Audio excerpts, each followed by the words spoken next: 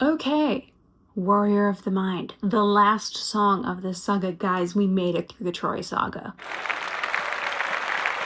We are here at the end of the Troy Saga, which then means we move to the Cyclops Saga next. Can we tell I'm excited for the Cyclops Saga? But okay, last song, Warrior of the Mind. We've just come off of Polites, like, I'm convinced, sneakily eating Lotus off in a corner, and then preaching about nonviolence and empathy, which, beautiful philosophy in the context of ancient Greece. Boy, you high. Like, you high.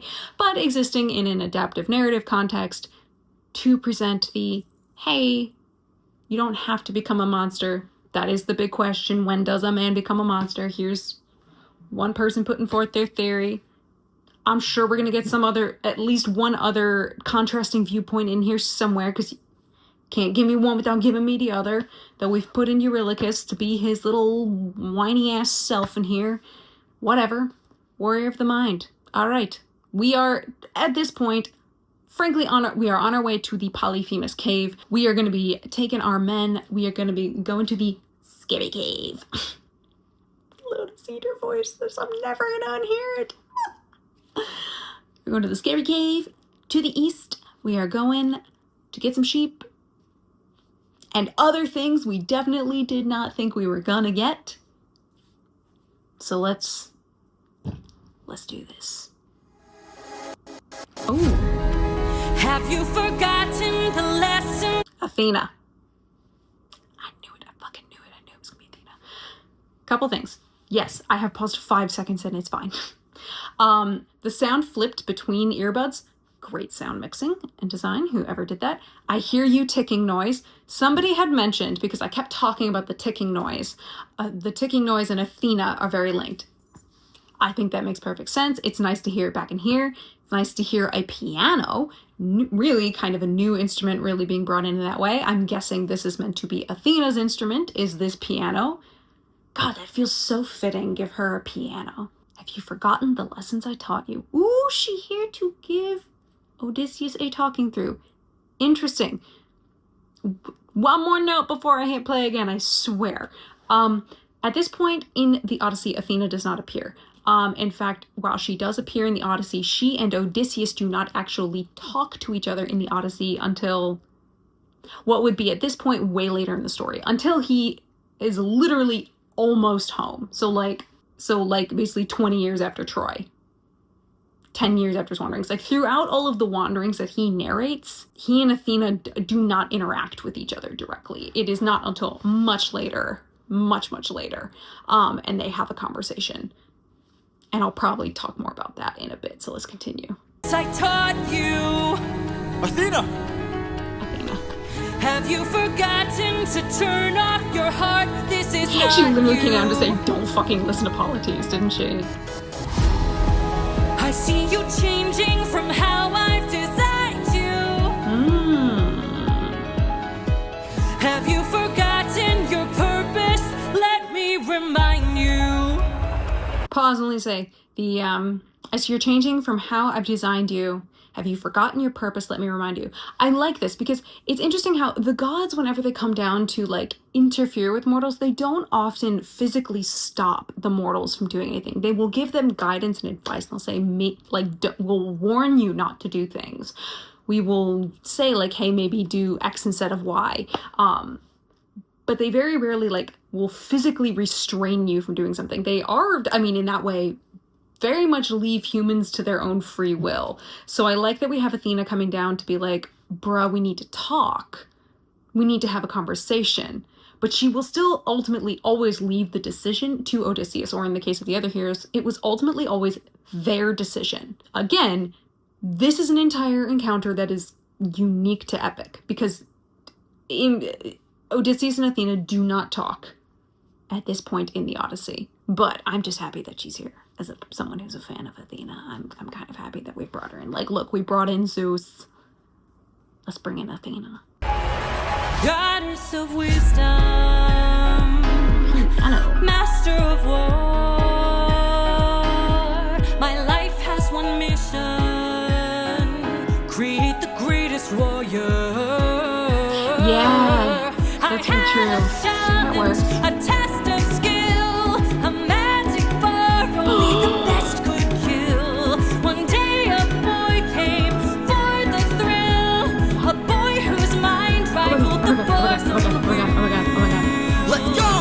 Nope. We're pausing. I'm sorry. I know that was probably the chorus. We have to stop. I had a challenge, a test of skill, a magic boar only the best could kill. Okay. I get to be nerdy. It is known that Odysseus, in his youth, as they would say, limb youths, participated in a boar hunt. It's important because he ended up with a scar on his knee, or like right above his knee. And it was one of those defining, identifying characteristics physically of Odysseus. So like if you knew Odysseus and had met him, and you saw him again, even if he were in disguise. This is a point that is extremely important later when we get to the period of the Odyssey known as the slaughter of the suitors. You would see the scar or feel it, you would immediately recognize it's Odysseus. Wouldn't matter if he's in disguise. It was such a unique scar, and if you knew him, you knew he had it. You knew it was from a boar hunt that he had when he was young. But it is not specifically called like a magic boar. I don't even think either that it is linked very specifically with Athena. However, what I think Jorge is doing is taking that boar hunt from Odysseus' youth, which is used to give him this very recognizable scar on his knee, and sort of conflating it with another actually magical, if you will, boar hunt. Really, the one boar hunt to rule them all in Greek myths. And that is Meleager and the Caledonian boar hunt. Hello, welcome to my super nerdy Gods and Heroes of Ancient Greece poster that is laminated. I apologize, or else it never would have survived. This was gifted to me by my grandfather, so when I tell you I'm a super nerd, this is basically an entire family tree, again, of the Gods and Heroes of Ancient Greece, from Gaia and Uranos all the way down through the children of the heroes of the Trojan War. So, Trojan War, pretty much these guys, right here. Yeah, so when I tell you we are kind of in the very last generation of heroes, we are. Now, the reason I say the boar hunt is interesting is because this image right here, which I will show you from the side so that you can get a better look, this is, it says, hunters attack the Caledonian boar. Meleager and the Caledonian boar hunt is the most well-known magical boar of legend. So Meleager and the Caledonian boar hunt, which really is its own myth, in and of itself, takes place like generations before Odysseus. The Caledonian boar hunt was very important because, like a lot of stories like this where you have a magical creature, you would then gather all sorts of famous heroes to come and you would hunt the creature. This boar was terrorizing the kingdom of the hero Meleager. So he gets all of these heroes to come and help him hunt this boar. It's a whole thing. Notably, Odysseus is not there. But who is there? The real, honestly, hero of note, besides Meleager, is Atalanta, the only real female Greek hero of note. And so what happens during the hunt, she draws first blood. She gets the first shot on the boar. Meleager's the one who ultimately kills the boar. But, after the hunt is over, he, as the king, the host really of this whole boar hunt, would divvy out, the honors or the spoils to people. What he ends up doing is granting Atalanta the greatest of the honors and the spoils. And he does it and acknowledges to everybody else there that, hey, yeah, I killed it. I wouldn't have been able to get my shot off if she hadn't gotten her shot off because her shot was so good. Let me tell you, the other heroes here, who are all dudes, supremely butthurt about this. So butthurt about it. Like, the other men are so bitter about the fact that Atalanta gets all this. And I'm like, bitch, y'all didn't even get shots off. What did you think it was going to go to you? But actually, what happens is that Meleager's uncles get so, vocal and physical about how, bitter and upset they are over this. It devolves into a fight, and Meleager kills them. Which is bad news for Meleager, because his mom gets real mad about that, and she kills Meleager by taking a magical log to which Meleager's life was tied and throwing it into the fire so that it burns up, and he just, dies there. So, yeah. 1 hour later. But in taking this and kind of, in a way, conflating the two. So really, you take the incident in Odysseus' past, this just a boar hunt that he's in. There's not really too much said about it other than you get the scar. The importance of the boar hunt is to give you the identifying scar.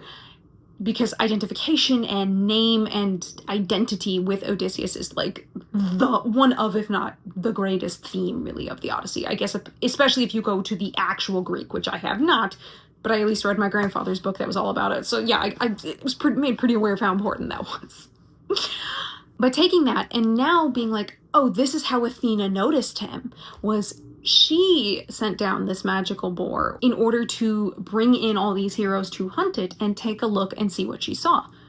That is totally something a god would do, and that feels like something Athena would do, because, again, she is very closely linked with the Greek heroes. I mean, the Greek heroes of note, Athena loves to pop her head in and just be like, what can I do with you? She's very invested in them, in their future, in their ability to be great, if you will, like make them even better than what they are. There is a danger to that. Like, the flip side of that is we always have to remember Athena is a goddess.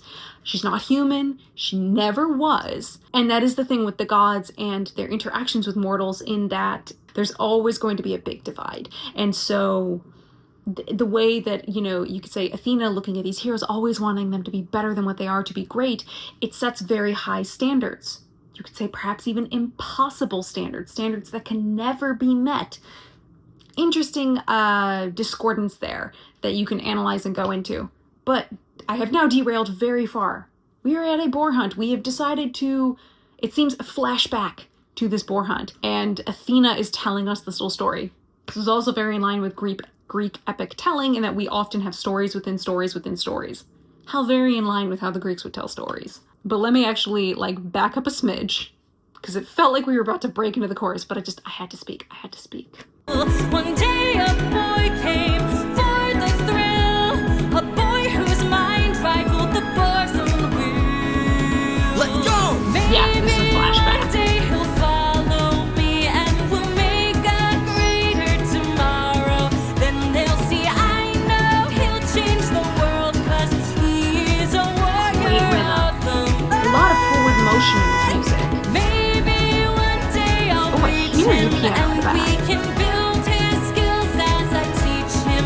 If there's a problem, he'll have the answer. He's a warrior of the light. I love this voice. Sound traveling. Show yourself.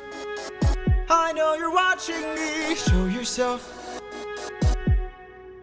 I can see you. How can you see through my spell? I was lying, and you fell for my bluff. You cheeky shit. Well done, enlighten me. Okay, no. We have to pause. Okay. Show yourself. I know you're watching me. Show yourself. I can see you. How can you see through my spell? You fell for my bluff, and I called your bluff. Okay, so this, very clever. Again, Jorge knows his myth.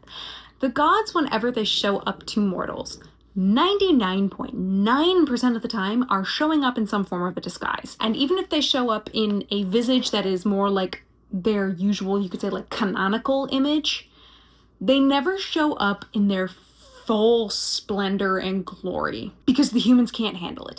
A very famous example of this is the mother of Dionysus, the princess Semele. She kind of gets tricked by Hera into getting a favor out of Zeus. A favor that he, an offer that you can't refuse. A favor that he can't refuse. And she says, I want to see you in your full godly glory. Like, any of the magic you use to, like, dampen your power or tamper down your image and this power you radiate, I want to see all of it. And he tries to convince her otherwise. Like, he tells her, he's like, no, it's a really bad idea. Like, don't. But swears an oath that he can't refuse. He has to do it. She immediately bursts into ashes. It is literally so much humanity, the mortals can't handle it. Now, he rescues Dionysus and, sews him under the, skin of his own leg, and that's how we get Dionysus later. But it's an important note of, it's why are the gods constantly showing up in disguise? Or why are they not always, in their full, up to the gills, all of my power here to mortals? They literally can't. That's why. A mortal looking upon them in that way would just, instant KO. That's how that works. So they always show up in disguise. Athena in particular even especially in the Odyssey, is noted as appearing in disguise. If you can remember back to what I said about the horse and the infant, the Odyssey is structured differently from Epic the musical. What Jorge has done for Epic makes far more sense in how you would adapt that story and tell it as a musical. He's taken it and made the story linear. It's not linear in the Odyssey. We start the Odyssey pretty much in the same year that Odysseus is going to be going home. So we are 20 years post Troy. What happens is we initially start with Athena and Zeus chatting up on Olympus about things. But our first little segue down into the human world is Athena actually going to Telemachus, and she shows up in disguise, and he doesn't realize that it's her. He doesn't recognize. Why would he? He's dealing with a palace full of suitors and all sorts of shenanigans going on. But she shows up to essentially check in on Ithaca because she hasn't been super keeping an eye on Ithaca, but she's really coming in to see the state of things, to kind of gauge Telemachus as a person, because she's pretty convinced it is about time he set off on his adventures, right? You're 20, kid. It's time. Let's go. You gotta learn about your father. It's time to start building you essentially some Greek myth hero street cred, right? She goes down and she talks to them, and she does all of this in disguise as somebody else. And that's how she convinces him to head off. When she then interacts with humans, she interacts with Odysseus, and she comes to him in disguise. He, having already spoken with her many times, immediately clocks that it's Athena and has a chat with her. So Athena is always going down to the human realm in disguise. The gods in general are always showing up in disguise, or they're at least showing up with like powers severely dampened.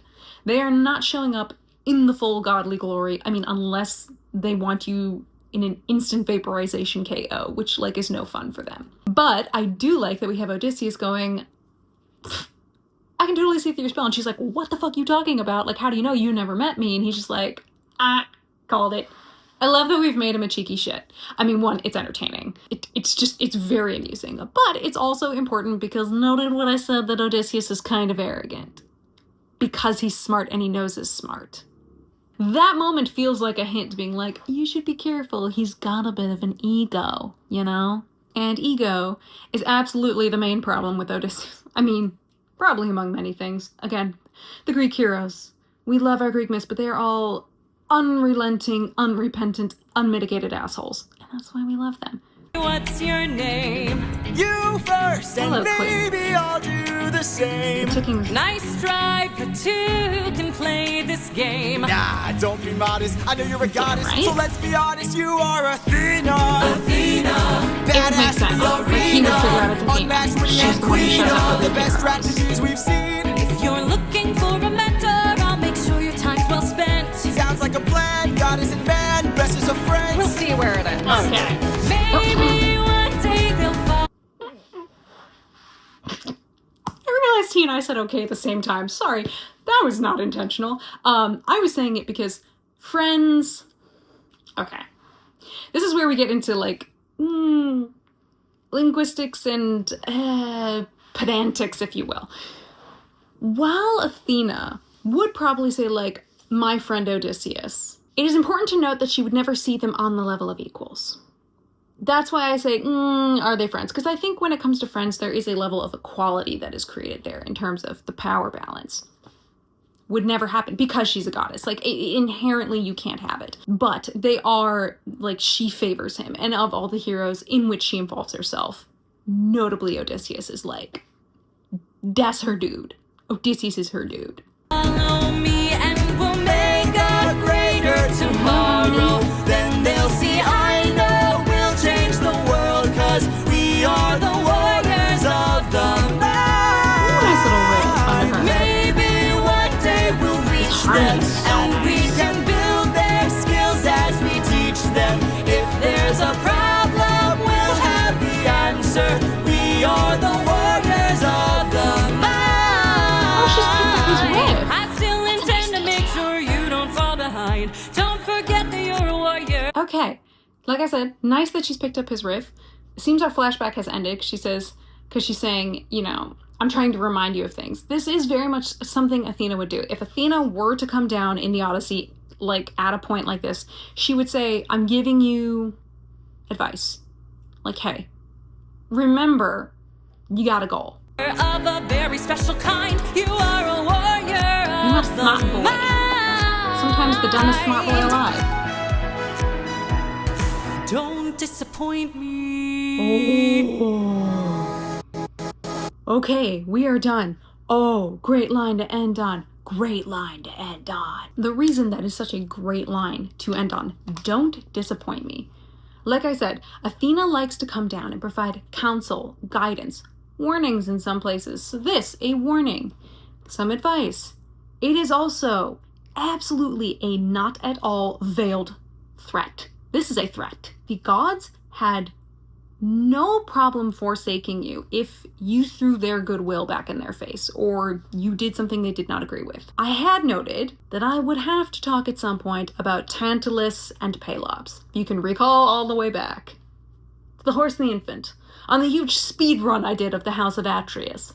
Tantalus and Pelops. If we want to talk about don't disappoint the gods, let's talk about Tantalus and Pelops. So, Tantalus, a king of Greece, beloved by the gods. That man got to dine on Olympus, beloved by the gods. How many times had that happened in the history of Greek myth? Never freaking happens. That tells you how much he was liked by the gods. In some versions, he is said to be a son of Zeus. So, like, he is getting all the good, I was going to say the good daddy treatment, and that feels wrong. That just feels wrong. And yet, weirdly so right. He's getting treated incredibly well. Now, he then is going to be hosting the gods to dine at his palace. He looks around, he's like, what do I do? Can't go sacrificing my best, like, bull, or my best sheep, or, like, I don't know, that killer fish we got out of the ocean. That's not enough. That's not enough. I know what I'll do. I'll sacrifice the greatest thing I have. That would be fitting of the gods. Who remembered House of Atreus and just got a moment of, oh no. Yeah, he kills his son, Pelops, and cooks him up and serves him to the gods. Because in his mind, this is the greatest sacrifice he could make. And he serves it to them. It doesn't go over well. The gods are absolutely horrified at what they've been served. Like, the idea that that is what they were served, it is very common that, like, the gods really do detest human sacrifice. It's a no-go for them. They ain't about it. They want the other white meat. That was a terrible joke. I should never make it again. Although, when we hit Circe, I might have to. They are so horrified what they've done. They pretty much, in that moment, just, like, instant to Tartarus with Tantalus. Like, he is straight down to Tartarus. Tartarus was the, like, deepest part of the underworld, like, even sometimes said to be, like, under the underworld. It is where only, like, the greatest sinners or kind of dangers would go. Like, after the Titanomachia, which is the war with the Titans, the thing that put the Olympians in power, all the Titans who fought against them went down there. There are other children of Gaia and Ouranos who were down there because Ouranos had thought they were, like, too monstrous, and they just kind of got locked down there, so kind of sucks for them. But there are some notable heroes and characters out of the Greek myths who get sent to Tartarus, and they are given very character-specific punishments that go on in perpetuum. These never end. You are forever punished down in Tartarus. So in the case of Tantalus, he is, like, submerged in water, like, kind of up to his neck, and there is a tree filled with, like, delicious, like, fruit, and it's just, like, right there. It's, like, right frickin' there, you know? And he's incredibly thirsty and incredibly hungry. But every time he goes to drink from the water, it recedes. It's gone. Not a drop to drink. Every time he tries to reach for that fruit, oh man, that branch, it's just out of reach. So he is in forever, an eternal hunger and thirst. And it is the reason he gets this punishment is because it's the commentary of you constantly want something that, like, is just out of reach. You reached too high. You were never satisfied with what you had. What you had to you wasn't good enough. And so you're being punished for trying to get more, if you will, or raise yourself to elevate yourself in a way that is so horrifying, aka killing your kid and serving him for dinner. Like, again, that's a no. But I guess we can kind of see where Atreus got it from, I guess. Now, Pelops, of course, goes on to have his own adventures and all of that, but there's an example of don't disappoint me. Tantalus disappointed the gods. Another good example would be, like, Jason from Jason and the Argonauts. What he and Medea did in order to escape her father after stealing the golden fleece involved fratricide, aka the killing of her brothers in a horrible way, which also not only did they kill them, but they like spread their body parts like in different places so like they couldn't be properly buried, which was, when I tell you the level of how big a deal that is to the Greeks, like depending on what happens in the Circe encounter, I will have a lot more to say on that topic. But there's that and everything else. And Jason and Medea are essentially forsaken by the gods. The gods just say, we are turning our back on you. Like you had, especially Jason had like all of their favor. So much of the gods' favor went into Jason and him having this adventure with the Argonauts to get the Golden Fleece. And the gods, upon seeing that happen, were like, no, we're done. You have disappointed us. Disappointment is worse than anything. Every millennial is having trauma. And Jason, well, his life kind of ended pathetically, if you will. He suffered for that.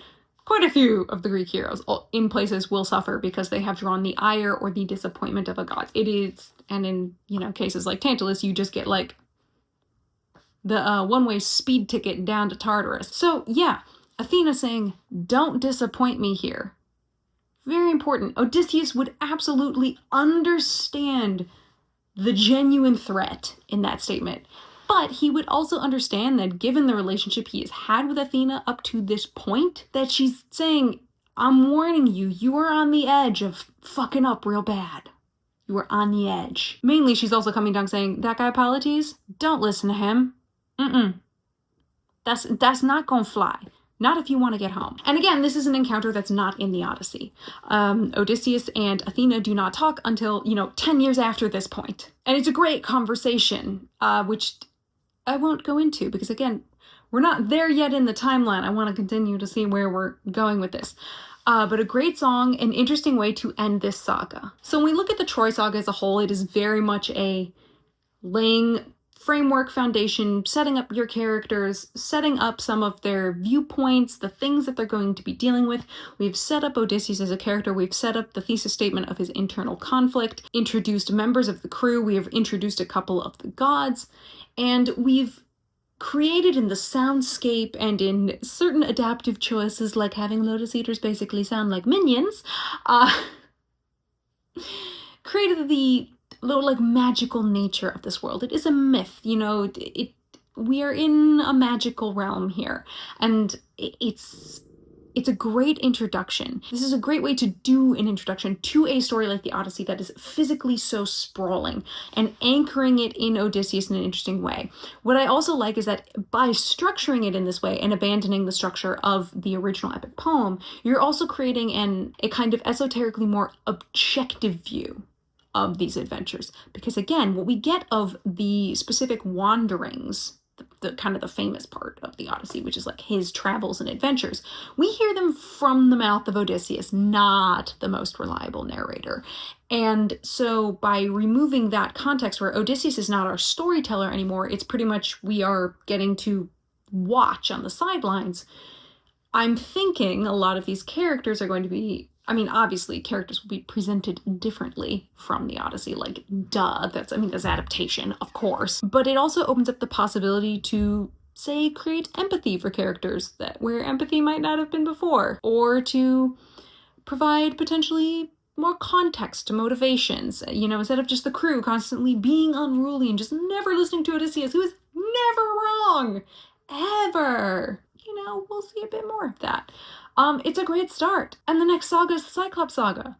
The first song is called Polyphemus. The first song is called